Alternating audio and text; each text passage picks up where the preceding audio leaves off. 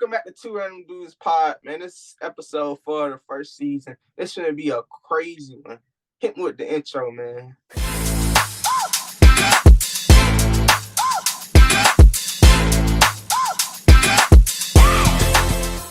Yeah, so like he said, it's about to be one of these crazy episodes as we always have. You didn't see last week's episode in this first segment. I ain't finna make no sense to you. Anyway, we're going to discuss Championship Sunday in the NFL, the coaching hires in the NFL. Mondo, co-leader of YSL, says Gunna panicked and wasn't even facing time. CB is going to give you his top tracks of the week. Hamlin has a conspiracy going on about him that we'll dive into. And of course, me, Double A, I'm going to give you my must-watch good picks of the week. Let's go ahead and get into our first topic.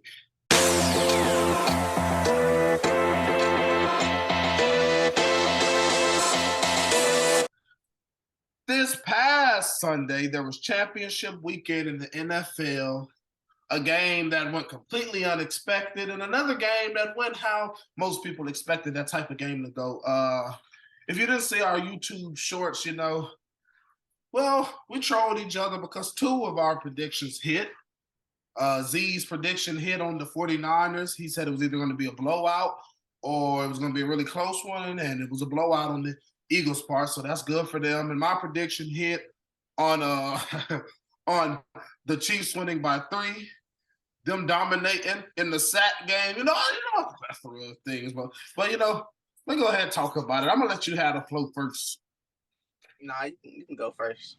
Oh, okay. So before we even get into his nonsense, let's just give it up to Kyle Shanahan, who went through 4 quarterbacks this season. And matter of fact, to about towards the end of the third, that when they was out of it. But even with nobody really being able to throw the ball, that bit was still a 14-point game. So my nigga Cal was trying.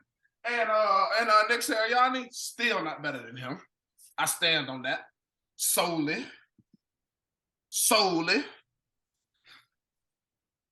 You ain't even talk about the Chiefs game. Well, excuse me, and of course, if you listen to last week's episode, I said the Bengals' weak O-line against the Chiefs' D-line, they would feast. They did. Another thing the Chiefs did really well, and I didn't expect, they locked Jamar Chase down. Joe Burrow seemed like he wasn't Joe Cool this past Sunday, getting a crucial intentional grounding call that led to the loss. And the Bengals normally just seem like this chill team that's so put together, and they were not. Even you could see that on the last play when the guy hit Mahomes, who was clearly out of bounds, and cost them the game in reality. So, yeah, a lot of things, and the chips fell the way I said they would. I'm just a goat. All right. Let me run through everything, how it all.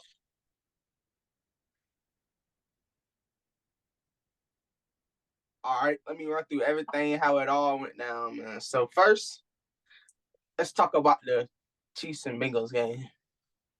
So that was good. That was a great game. I don't think that the Chiefs made frauds out of the Bengals. I mean, it was still a 3-point game at the end of the day, so it wasn't really too much to be, bragging about and stuff like that. So, yeah, and Joseph Osai, while he did hit Mahomes in the back to end the game, he still had a pretty solid game. So let's not slander him like he just the worst. And, he still made some crucial plays that game. You like Apple still suck. Why are you talking, bro? Why are you talking, bro? Sorry. All right, so, and I will give the Chiefs their credit. They played with Mahomes on one leg, as we like to call them. They was feasting on that Bengals O-line, I'm not gonna lie. Yeah, I think they had 5 sacks in the first half. So did. So did. Y'all gonna look back at last week episode. What happened? Did I say it? The whole Jamar Chase being locked up stuff. He did have a big game, but he did make some great catches that game. Yeah, that was a good game. Not gonna lie, he did get the prediction. But moving on. Let's talk about the Eagles. Let's talk. Hey, let's talk about the massacre that happened in Philadelphia this weekend. There was no right. Let me break it down like this. Run the tape. Hassan Reddick was supposed to be a non-factor on Trent Williams' account. Dog. That interior D lineman of the Eagles wasn't really supposed to make nothing shake. It was all supposed to be Hassan, dog. Kyle Shanahan being the best coach of this game, dog. All right, let's talk about so we gonna lie. Why are you talking? So we gonna lie. So we gonna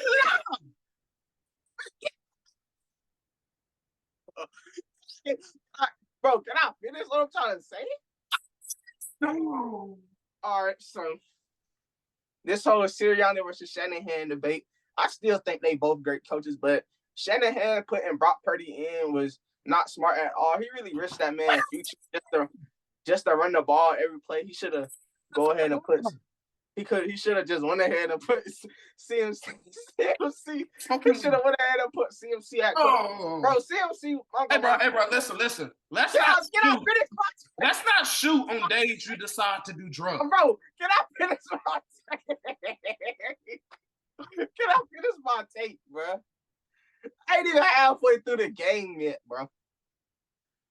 All right, like I was saying, in my opinion, he should have just went ahead and tested his limits with CMC at quarterback. Given once Josh Johnson, I think his name, went down, CMC was pretty much doing everything.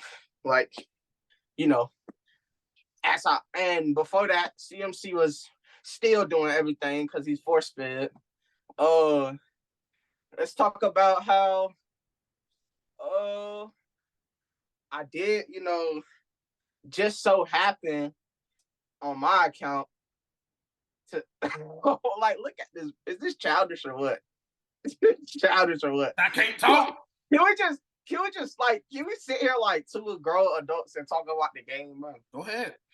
All right then. So, and yeah, my take still stands that Sirianni has been coaching better than Shanahan this year. I'd not say that he was a better coach all time.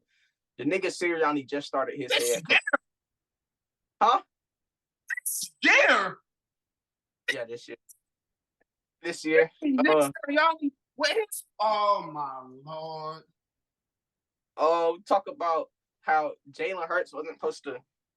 The Eagles linebacker room, they were supposed to contain Jalen Hurts. That nigga was not running all over them. Do not lie. He was not able to run. I think I said that boy could not get out the pocket. Got stopped. I think I said. Can I talk? Yes, he just checked. I think I said. I'm gonna lie. I was wrong. I think I said that he was gonna have like plus 50 rushing, but he really had like 40 something around that gray area. I did say that the Eagles was gonna be the better rushing team, which they was. No, they weren't. Yes, they was. I'm not according to the stats. Bro, they rushed more yards. According to the stats. Pull them up. Oh, okay. Hey. Remember the Jalen Hurts take over 50? Hold on. Let's talk about it though. How did the Eagles rush for more yards? The 49ers, they have a quarterback, buddy. I told That's despicable. This simple. And we're going to talk about them O-line. How can you coach a game if they ain't got to worry about you throwing? How can you win a game if you can't? That's on Shannon, bro. And this really goes against Shanahan. She's an offensive mastermind case because an offensive mastermind would know how to get out of a situation like that. He lost the game because he ain't gone. He couldn't heal that boy in 3 seconds. Like, why didn't you put Brock Purdy in the game? He obviously had a serious injury. We can see that. Hassan Reddick, McCaffrey at quarterback. Don't do you no favor. How does that Eagles? When you put Christian McCaffrey, that Eagles rushing attack was supposed to be nothing. Not one, but two quarterbacks. Can I respond? Can I respond? You asked the question. Putting Christian McCaffrey at quarterback, that don't help you because at this point, the Eagles don't have to worry about the throw at all. But see, even with a little injured Brock Purdy, because it ain't like the Eagles sideline due to the severity of the injury. But, even with Brock Purdy out there on the injury, they at least have to worry that, hey, it's a slight chance he could push it down the field. A slight chance, but at least you got to worry about the pass. But in CMC, you definitely lost then. You definitely. But the thing is, if you wasn't gonna put CMC at quarterback, if you was gonna keep Brock Purdy in and not put CMC at quarterback, an offensive mastermind sees what he got on the table and he exercised all of his options. He didn't even try to throw the ball again. Every single play was a run. He didn't throw the ball not one more time. Discrediting Kyle Shanahan. Every single play was a Kyle run. Shanahan. You're gonna draft Kyle Shanahan for trying to protect the kid. Who am I trying to? Kyle Shanahan was not protecting him. He was in the game. But he was protecting him. Did he throw? No. Did he throw? Bro, why was he in the game though? And what else could they do? Put CMC at quarterback. He was playing chess, not checkers. Put CMC at quarterback. That don't help you. That do help you. No, you don't. No, it don't. They'll run the ball. They didn't got to worry about the pass. They was not worried about the pass because he ran the ball every play. It's like tried to throw the ball. They seen that Brock Purdy could not even throw. Him off guard. They tried to throw a check. They tried to throw a screen or something, and Brock Purdy couldn't even throw that. Why is he still in the game? Hey, let's talk about Kansas City versus Cincinnati. In that game, man, oh man. Does he want to be delusional? Man, oh man. Man, oh man. Man, oh man, was I right about the sacks? Who? About the score? Who? About the people who was going to play with a chip on their shoulder? I'm talking about Pat. Andy coaching his ass off. Chris Jones playing with such motivation. Travis Kelce playing with such motivation. Boy, was I right. I agree. Go ahead, give me a statement. You was 100% right. I'm not gonna lie, but didn't I say in episode 2 that the Chiefs would get sacks? Mm-hmm. That's all you gotta say. I didn't say that they wasn't gonna get sacks, but you was right all the way through 100%. So you know what I'm saying? But Kyle Shanahan just ain't what you thought he was, bro. I'm sorry. Hey, Kyle Shanahan is better than Nick Sirianni, and that's it. We're gonna wrap up this topic. Yeah, bro tried to get the loud word on last episode. Our next topic. I guess, bro. We seen the tape, bro. Y'all see who folded under that pressure. Bro, it's all over. Now you ain't even gotta. It's over, bro. It's all over, bro. I'm at my 10 minutes. It's all over, bro. It's cut already. It's cut already. None of these words. On to the next topic.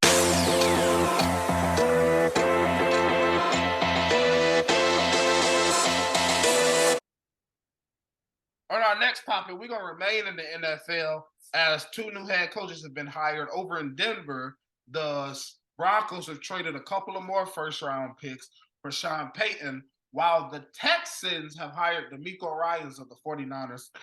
Who got the better hire here? All right, so we all know who got the better hire here. Obviously, the Broncos got the better hire just because of the fact it's Sean freaking Payton. Number one, we already thought the Broncos was going to go far with Who was they nigga? Nate Hackett. Huh? Nate Hackett. Yeah, we already thought they was gonna go far with Nathaniel Hackett. And now that they got a legit coach, bro, they really they was talking about Super Bowl contenders last year. They really could be Super Bowl contenders this year, especially with that team they got, and especially with Russell Wilson. I don't see nothing going. If it all go wrong, then I don't know how. I don't see how. With, who got hired to the Texans? That black boy? No, just playing. DeMeco Ryans? Yeah, well, I feel like on behalf of the black community, that was a great hire, man. I ain't gonna lie. And I'm rooting for him, man. But let's not just discredit all the good things he did with that 49ers team. And I feel like the Texans definitely had an upgrade at coaching. No offense to Lovie Smith. He only had 1 year. They got to give him more than just one. You can't turn a program around in 1 year. That's all I'm gonna say. So, yeah. Well, I ain't gonna support you or call you a good hire just because your skin a little dark. Now, Sean Payton, that's the better coach in this scenario. I'm gonna say D'Amico Ryans is the better. Ain't no way. I'm gonna say D'Amico Ryans is the better hire just because I think Russell Wilson has lost his way. With that being said, you've traded away more of the future for Sean Payton to continue to try to make Russell Wilson better, but he was losing his way in Seattle, and I think he's losing his way and he's lost his way. So I still think that the Texans hire is going to pay off more for them than the Broncos will. But Sean Payton is a great quarterback coach who's, in my opinion, Russ is too much of a vet. Huh? There's nothing Sean Payton can do to develop that nigga. When he got Drew Brees, bro was like, what, a sophomore? But like this nigga Russ, he's a vet, bro. I believe that too. But I feel like the systems that he have in place, it more complements the style of his quarterback. Like, in my opinion, I feel like Sean Payton revived Jameis Winston's career.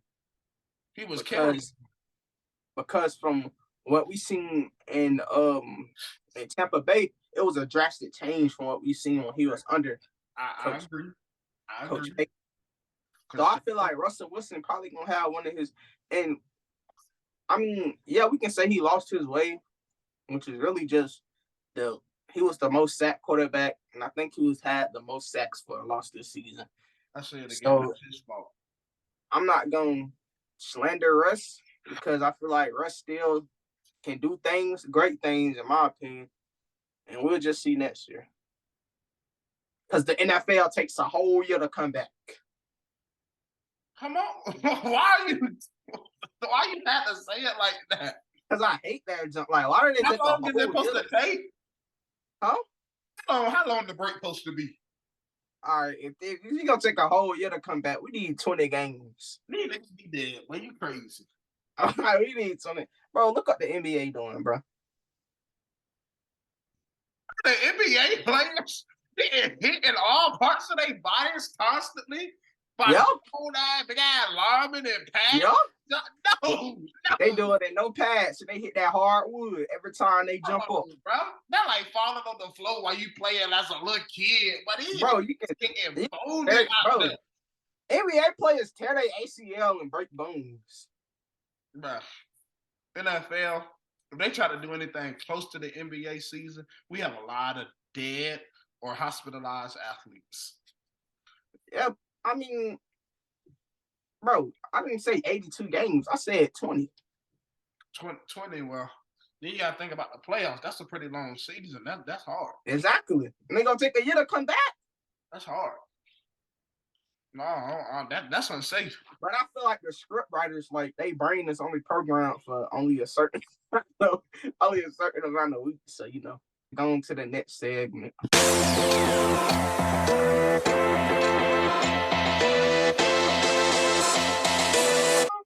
Our next topic is YSL's co-leader Mondo says Gunna panicked and wasn't even facing time.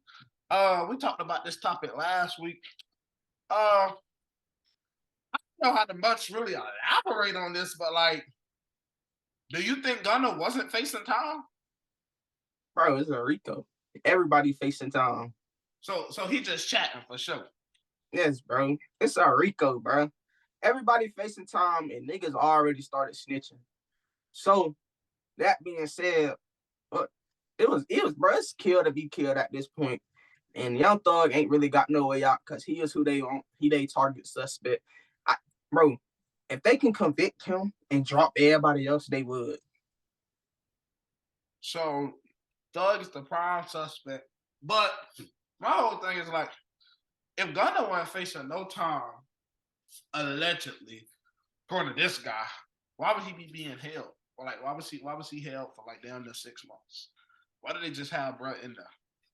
Like I said, it's a Rico. Everybody is facing life sentences right now that got caught, basically. Life?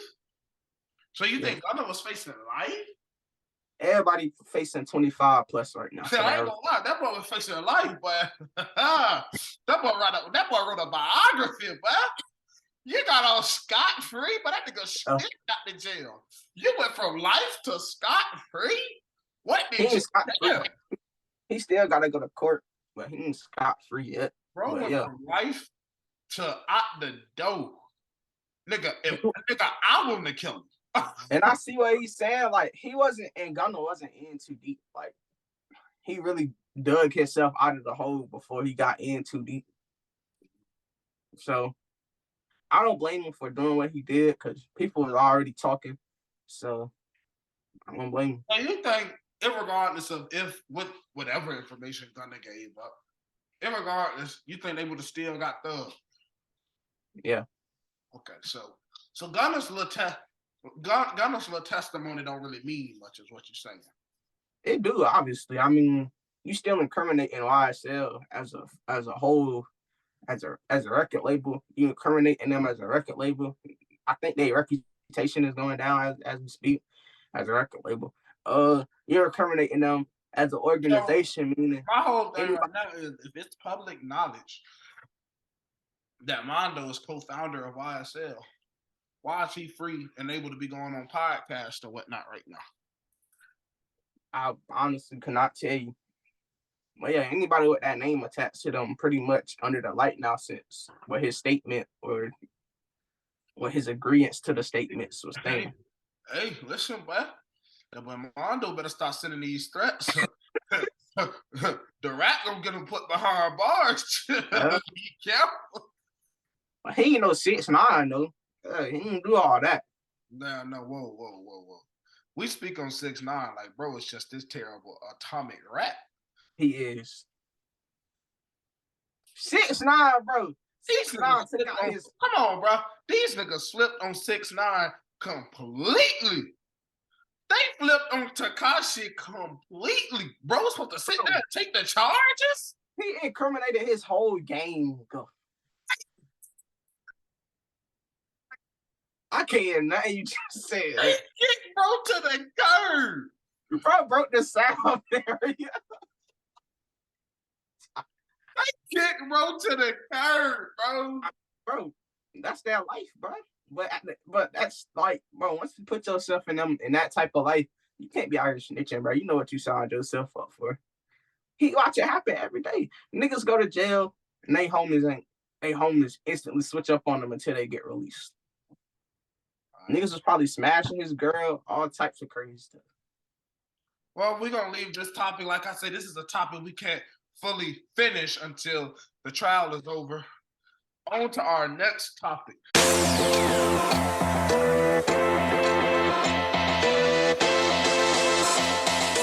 All right, this is one of our newer segments on the show. This is my top 5 tracks of the week. And I'm in my element.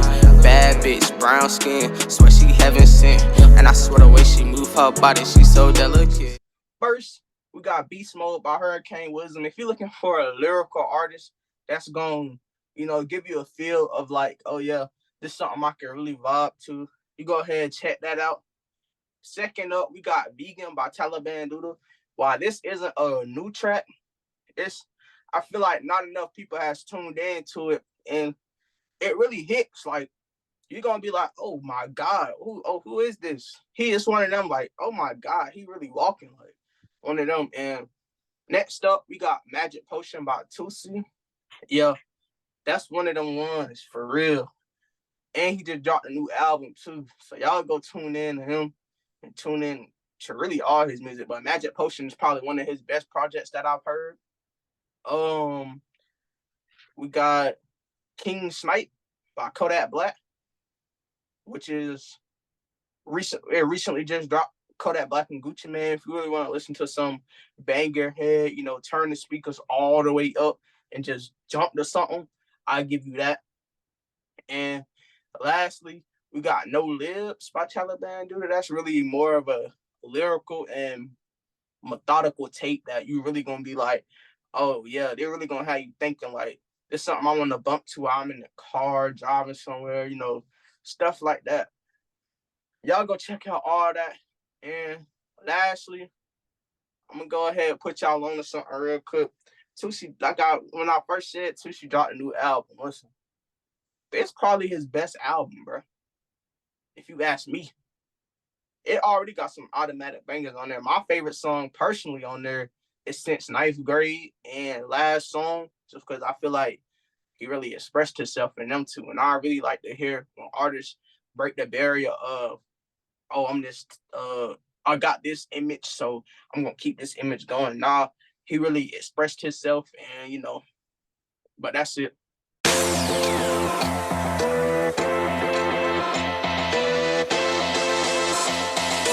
Like I never left.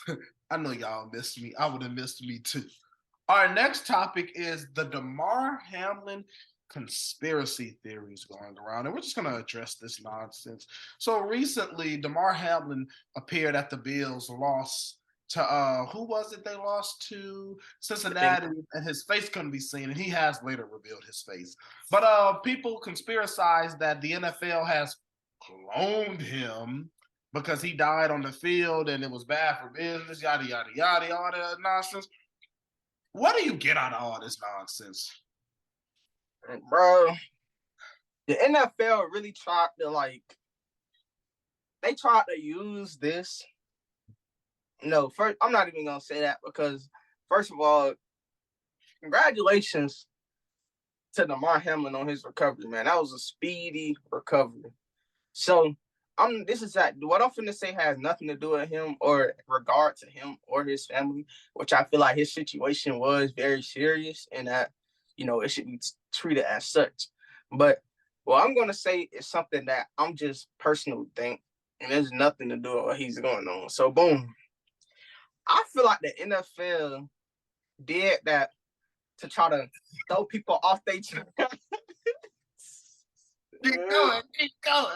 The NFL did that to try to throw people off their tracks about the whole script theory, that it's all scripted, which it's scripted, bro. It's too many fingers pointed at that. The NFL is scripted. I'ma still watch it. Just tell the truth, though. Like, you ain't gotta show us the script. Just tell us it's scripted. I'ma still watch it, bro. Just because I like it. Just in my personal opinion, from terrible officiating to the Damar Hamlin hit to just inconsistencies in so many places, the NFL is in PR hell. Yep. Hell. Now, they milked this. They tried to bring the whole community together, and they milked it. And I'm not saying that it wasn't a serious issue, because it was a serious situation. The man had to be resuscitated on the field. I'm taking nothing away from that. But the NFL has been in PR hell since this season started, and really since last season. There have been terrible calls.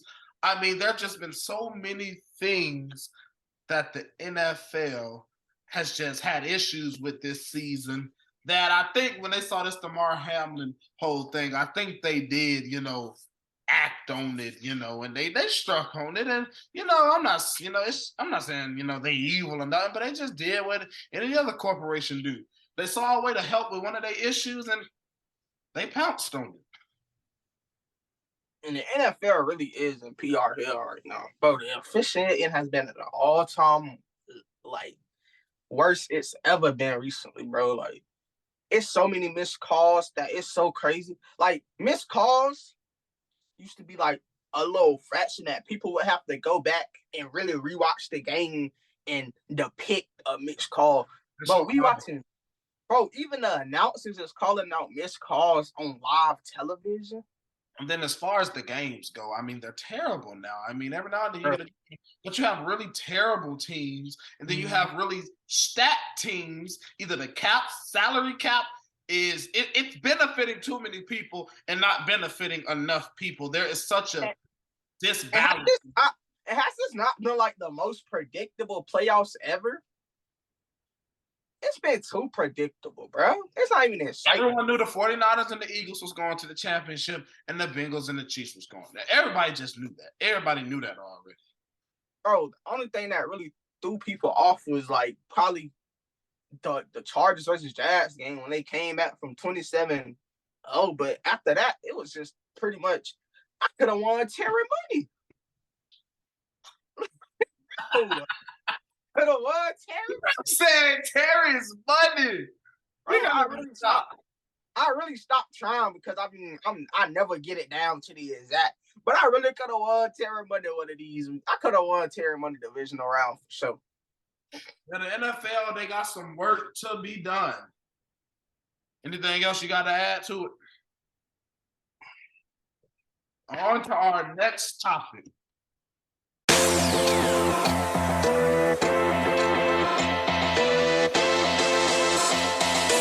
All right, y'all. So like y'all heard earlier with Z, we got a couple new segments on the show. This is my must watch.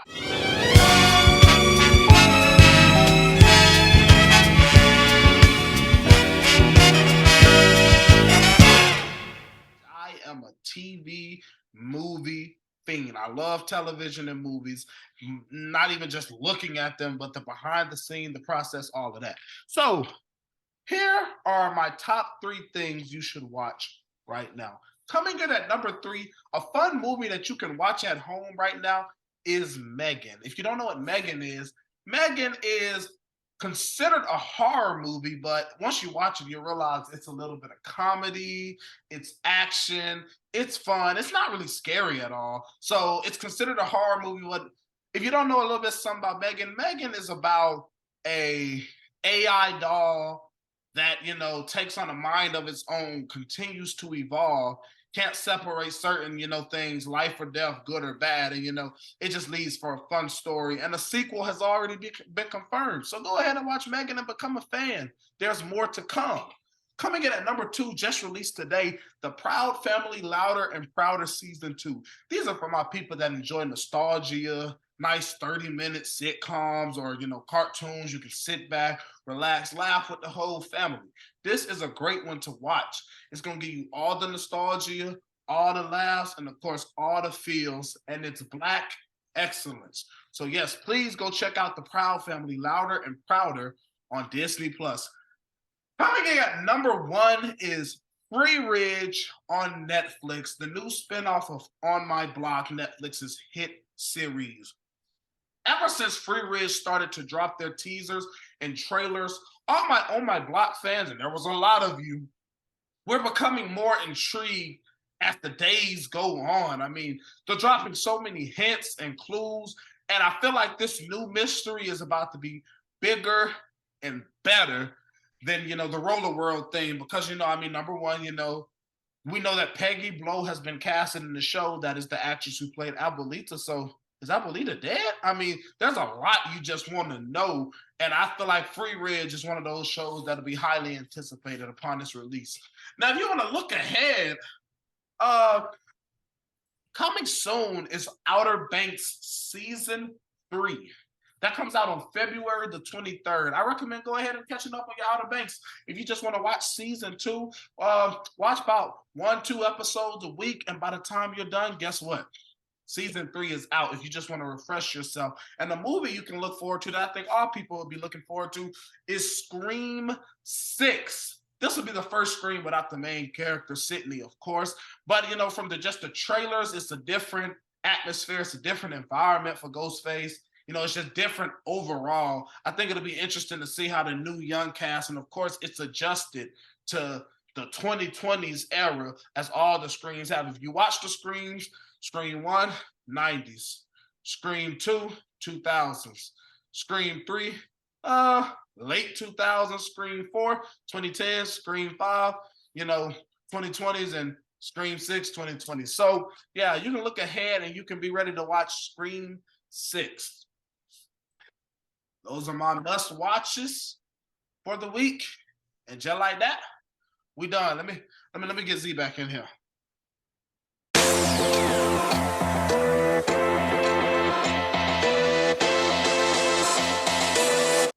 All right, y'all. So we're going to end this episode off with some more questions from the viewers. So go ahead, hit us with them questions. What is one of your major weaknesses? I don't have no weaknesses. I feel like I'm like what you would call a apex predator. I have no weaknesses. Nothing could really shake me off my grind and my plan. So Nah, one of my key weaknesses is probably that like I really like don't know how to take serious like situations seriously. I don't know how to make that explain how it's supposed to, but yeah. uh, I'm not like Superman over here. I'm a human being. I say one of my major weaknesses, the ability to forgive. I think I forgive niggas just a little too easily, and I need to start hitting them niggas with the coldest of shoulders. And I'm gonna start doing that. Just you niggas wait. Mm. Our next question would be: We're only gonna answer like 5 questions, so y'all send in questions to be asked every week. what's your favorite TV show right now? Ooh. My favorite. I'll answer first, since you look like you thinking.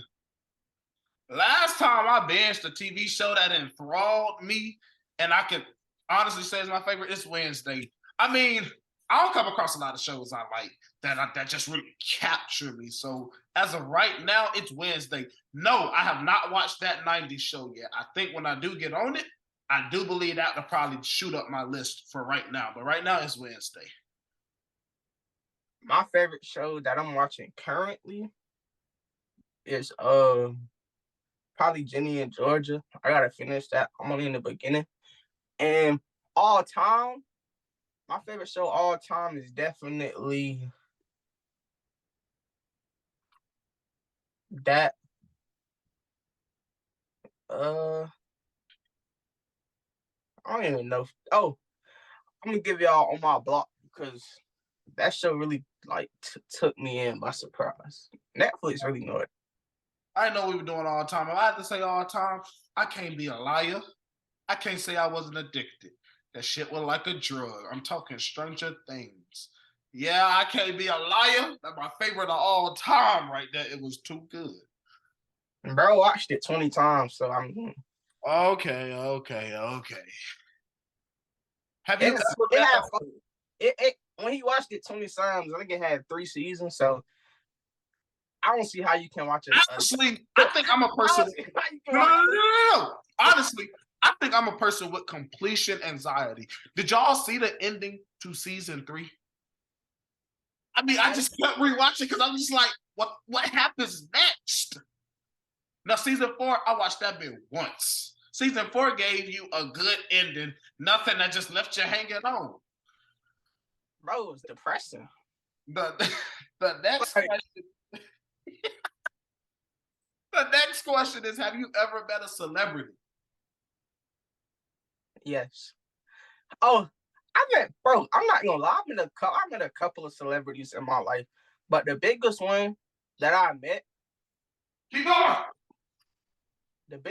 The biggest one that I have met was Danny Green. No, not Danny Green. I don't know. In y'all opinion, who more famous, Danny Green or Carson Wentz? But yeah, I'm gonna say Carson Wentz. I'm gonna say not Carson Wentz. I'm gonna say Danny Green just because he got a ring, he got championships. So I would say the biggest celebrity I ever met was Danny Green, which is on some school stuff. We did like this little program. We was building websites, and Danny Green pretty much funded it. Got everybody brand new laptops and stuff like that. Yeah, that's the biggest celebrity I ever met. Have I ever met a celebrity? I am an aspiring actor. I think I was at an audition, and I think it was an audition for Nickelodeon, and they had Drake Bell there. I think that'd be the biggest celebrity I've ever met. Just because, don't you niggas sit there and act. Don't try to knock my celebrity story. You niggas know you love Drake and Josh. You niggas know you love Drake and Josh. It was just a classic. Classic of all classics. Right. But any other celebrities I met? Any other? I ain't met no others. I gotta get out there. Wait. No. I met the black bitch from Big Time Rush. She was at another audition. Nah. Yeah. All right, next question. Who is your celebrity crush? Which one of these celebrities do you really want to just fold? If y'all know what I mean by fold. So We keep it PG. if you really like, all right, so I'm gonna give y'all my celebrity crush, Miss Pat. From it's like, no. But my celebrity crush is Sky Jackson. Keep it that way. Keep it that. My celebrity crush is Sky. What you mean, Miss Pat can get it? What you talking about? Okay, let's keep it PG, bro. Let's keep it PG. But yeah, my favorite celebrity crush is Sky Jackson. She just like really amazes me. It's like I got like Sky Jackson and then Zendaya like right here. That's who I'm really trying to get at for sure. So when I make it big and y'all see me on the yacht with Sky or Zendaya, just know I called it. Nigga, still in my aspirations. Anyway, y'all know I love my black queens. I really do, my melanin queens. But right now. No, you let me finish. I got my goals set on one woman right now that I will have by the year 2030. Jenna Ortega. And listen. It ain't even selling out. She Latina. Oh my God, listen. Jenna Ortega got some type of unspoken riz. Even in that Egolab fits that Wednesday be having on, she was still rizzing that nigga through the screen. Yeah. It's not ridiculous to say that, but let me tell you what's ridiculous. Like, the obsession over Jenna Ortega is so crazy. Like, it'd be like these 40-year-old men who be obsessed. Now that's weird. I'm 17, dog. This is a fair crush. Bro, every time she has a role, she plays a teenager, bro. She was in that one movie. What's that movie called? With that horror movie. That bit called X, bro. And she had a scene where the bitch didn't even get naked, bro. She just took off her clothes. Why would that be all over Twitter? I was scrolling through Twitter and they did something called a tribute. That's all I'm gonna say. If you know what that is, I was like, y'all are wild. Nah, but work. All right, so last question, man. Y'all remember to send in them questions, man. We really gonna try to answer all of them. What is your dream job? This is my dream job right here. I'm going to college for mass communications to try to get my degree in sports journalism. I really want to be a broadcaster. It don't even got to be nothing major. I really want to broadcast sports, like even college sports. It don't got to be nothing on the scale of the NFL or the NBA, but I really do have a dream of, like, broadcasting.